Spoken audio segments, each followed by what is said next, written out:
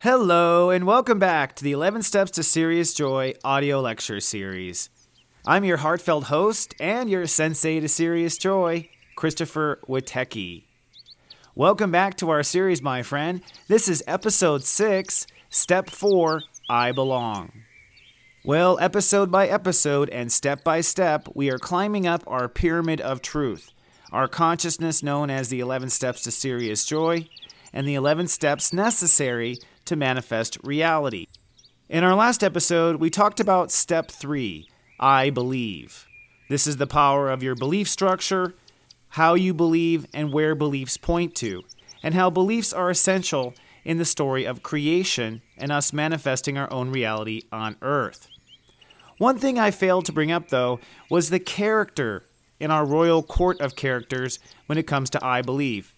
If you remember, I think it's kind of fun to associate each of these steps to a certain personality inside of us, because indeed they really are. We have step 0, the royal executioner, willing to kill for what the king or queen wants. We have step 1, I love, that is the king or the queen. We have step 2, I feel, which is the inner baby or the royal nanny once you mature. And then we come to step 3, I believe. In the royal court of inner characters, I believe is the royal scribe. This is the part of you that's always writing and telling your life story and rewriting and retelling your life story. And to review the powers of step 3, if your scribe bases the story on what you think or bases the story on what you have been told, then your story will be a fantasy novel, complete fiction, and not based on your heart's truth whatsoever. If your scribe bases the story on your heart and what you feel, it's your true soul legacy he or she is writing, and it's the story you were born to live. Now, I don't know about you, but my inner scribe is definitely writing some sort of situation comedy where I am the guy on the outside, but we're trying to fix that and change our story, although I have to say a laugh track is definitely part of the fun. But once your scribe has gotten your story straight, that is, based on what your heart wants, based on what you feel, and where it seems this story is headed, then the inner queen immediately summons the royal instigator. That's right, step 4 is the inner instigator, also known as the royal pain in the ass. Your royal instigator is your inner rebel. It seeks the power of step 4, and it owns the conscious state of I belong, belonging. The ruling planet of belonging is Uranus, and the astrology sign associated with step 4 belonging is Aquarius. Now, it has been nearly 26,000 years since the last time Earth went through the age of Aquarius, and because of that, it's my thought that humans are absolutely stupid at step 4. This is the step we are the most foggy with, who we don't understand, and it's really the cause of all conflict on Earth. That damn inner royal instigator. The royal instigator in us is naturally aware of where things truly belong in God's universe. It knows where the heart is coming from, and the instigator knows where the heart really wants to go. In fact, it's the instigator that draws up the royal maps for the king or queen, in that how the king or queen will see the world, where the king or queen will find royal jurisdictions, what you will rule and what you will not rule. This is all handled by our royal instigator. Instigating change, or being a rebel, is a natural part of the human race. We all want to innovate and make things better and brighter. And the truth is, we all outgrow a certain level of being, and once you outgrow a certain level of being, you must elevate to the next level of being. Our step 4 consciousness, this sense of where things truly belong, or the inner instigator, is present with us all the way to the point of birth. In fact, when you were a kid and you discovered you could not eat at the cool table in the lunchroom cafeteria, it was the instigator of that snobby group that said to you, "You don't belong at this cool table, dude." And what instigators usually instigate is a fight. So that person may go home that night, sneak out at midnight, and toilet paper that dude's house in retaliation. So it's the instigator inside of us that starts trouble. It's the instigator that responds to trouble and makes trouble. It is the rebel inside of us that will not stand for certain few qualities. The instigator is looking for independence, freedom, and the ability to be an original person and being. Now, Aquariuses are the natural-born instigators. They are the step 4 personalities. They are attuned to where things really belong in the universe, and they're often referred to as revolutionaries as a result. Aquarius Rosa Parks said, "I belong sitting on this white bus." And that was how she instigated a conflict that led to more independence and more freedom. John Hancock, whose signature is on the Constitution, basically said, "I don't belong paying the king's taxes." And he was a big instigator in the American Revolution. George Washington said, "Presidents don't belong in more than 2 terms." And he instigated that principle, which, of course, FDR broke, but still. And, of course, Oprah Winfrey, my favorite instigator. This woman said African women belong on television just as much as white men do. And she sure showed us, didn't she? The instigator will not rest inside of you until things are orderly and until truth and justice are restored to the royal reality.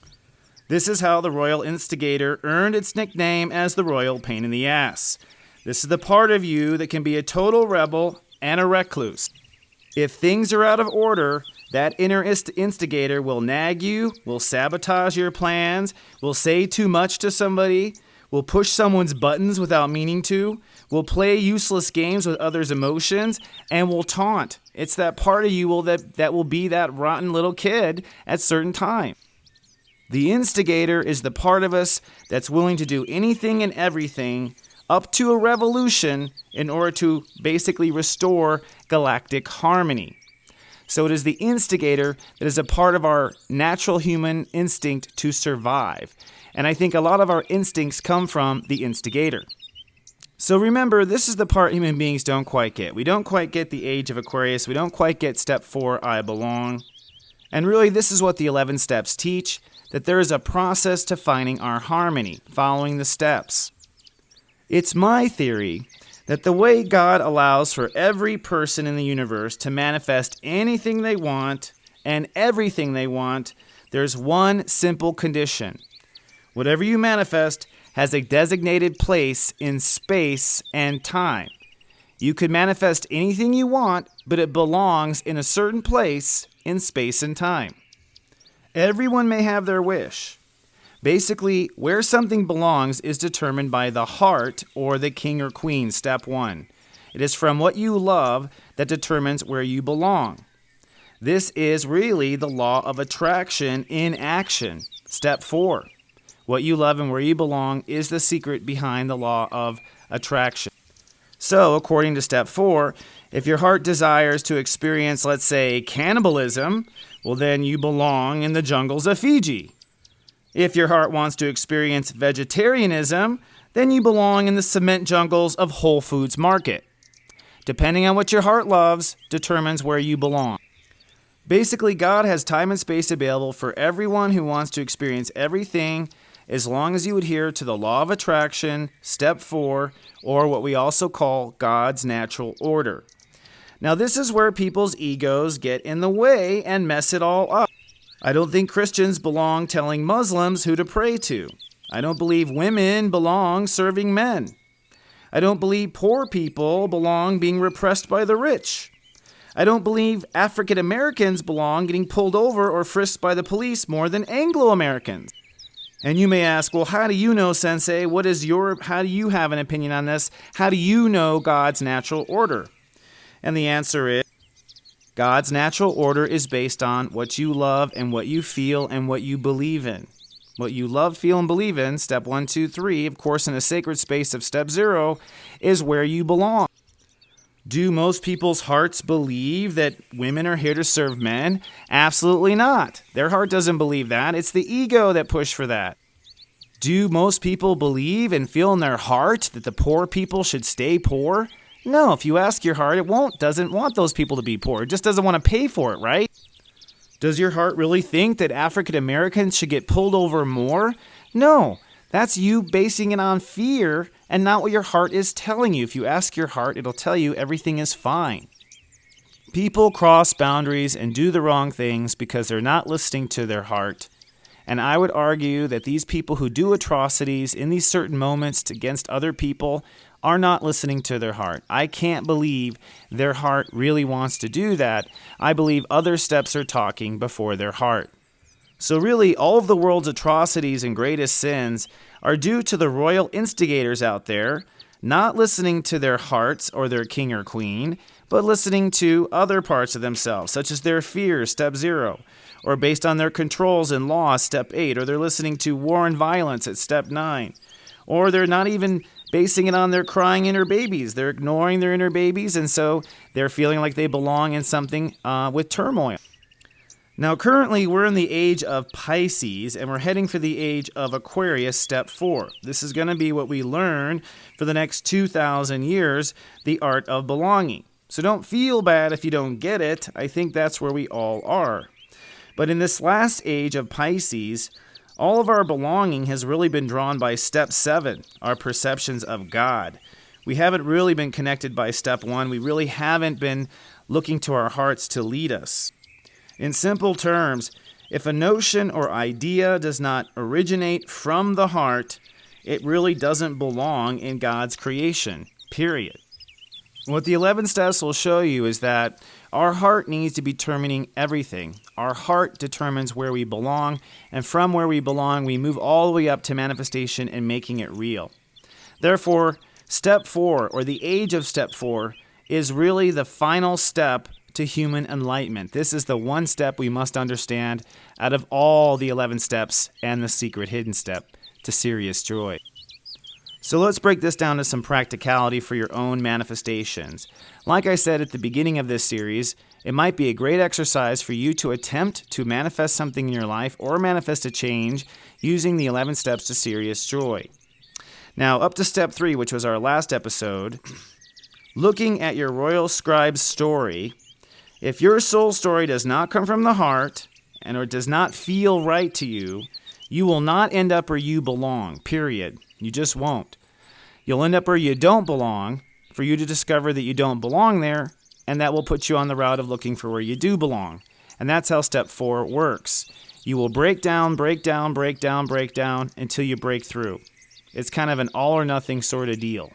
And that's what's interesting. Our inner instigator is actually the part of us that will sabotage and make the situation fall apart if we're on the wrong path of belonging. So it is our own royal court that brings us down in order to get us on the right path. So step 4 can be very challenging. So going through the 11 steps checklist, here are some things to remember. First of all, belonging is based on steps 0 through 3. That means your heart belongs based on your feelings and based on your beliefs.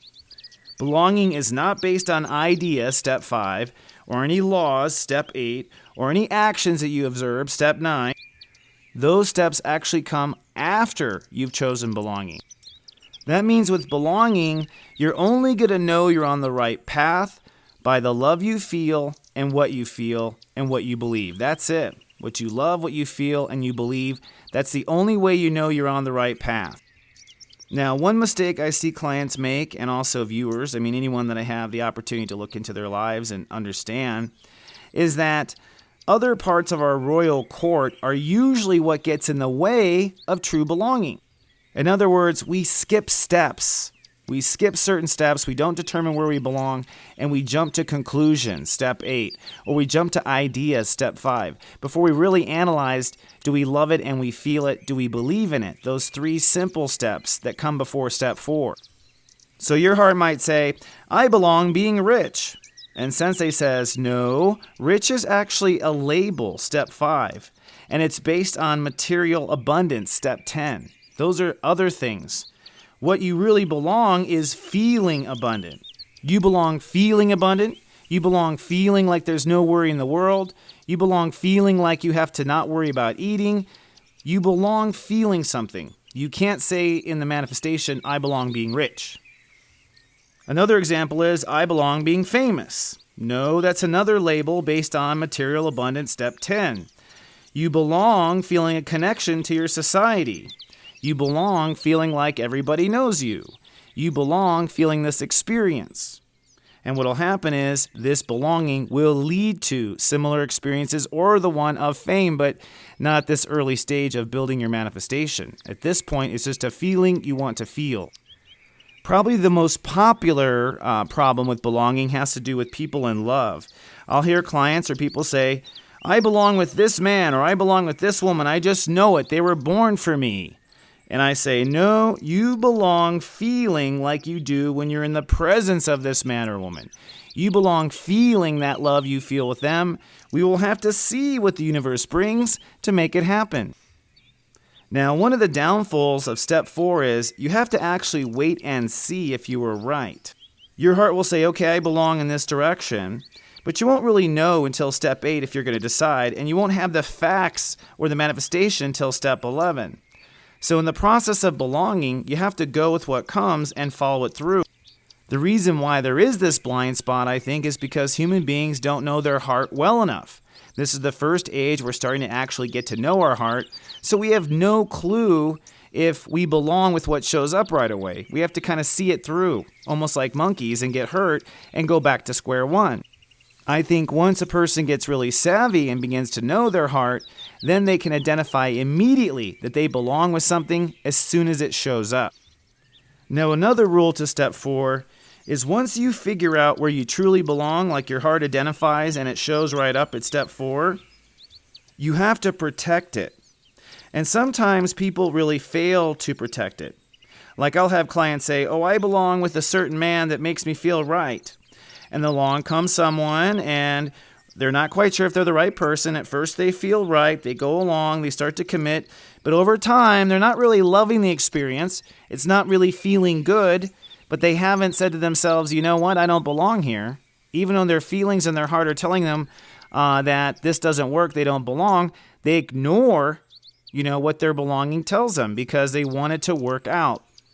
So a lot of clients will actually fear being alone with themselves, and because they fear being alone with themselves, they'll go ahead and stay around with someone they don't belong with, quote, hoping for the best. If it doesn't feel right and you're not loving it, that means you can't believe in it and you don't belong there. And that's really what I mean by protecting your belonging, that you make sure that all the steps add up and that you actually belong there. Now, another example of protecting your belonging is kind of the opposite way. Your heart might say, I feel like I'm going to love being a writer. I belong being a writer, a professional writer. That's where I belong being. But as you go along your path, your professor, your friends, people who are haters on Facebook, they all say that your writing sucks, that you'll never make it, it can't possibly be done. Now, if your heart knows and you feel and you believe that you can be a writer, this is where you have to also protect where you belong. If your royal scribe believes it's true, and you feel it's true, and your heart knows it's true, you must protect it from others' opinions. This is where the inner instigator must rise up. Just like Rosa Parks would not give up her seat on the bus, you do not give up what your heart's truths are either. Step 4, which is where your heart belongs, is truly the only thing in life worth fighting for. And the inner instigator will fight for the right cause. So don't be afraid. You'll have the power to stand up when you're aligned to your heart and the steps. So, in manifesting your personal serious joy, let's go through the steps. Is this something you find as sacred? If it's sacred, do you love it? If you love it, do you feel it? If you feel it, do you believe in it?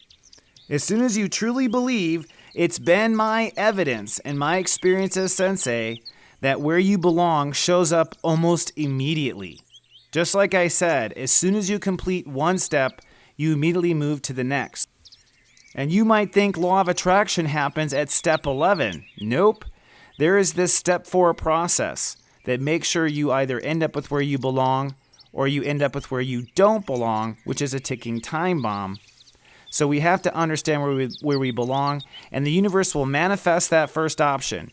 As soon as my heart knows what I believe, boom, a job offer or an article on the internet or something that is the beginning of the next steps. If you're getting no response from the universe, nothing whatsoever, then it's been my experience that you are failing or skipping one of the primary steps. You haven't taken time and space for this project. You don't really love this project. You're not really feeling this project. You don't really believe in this project.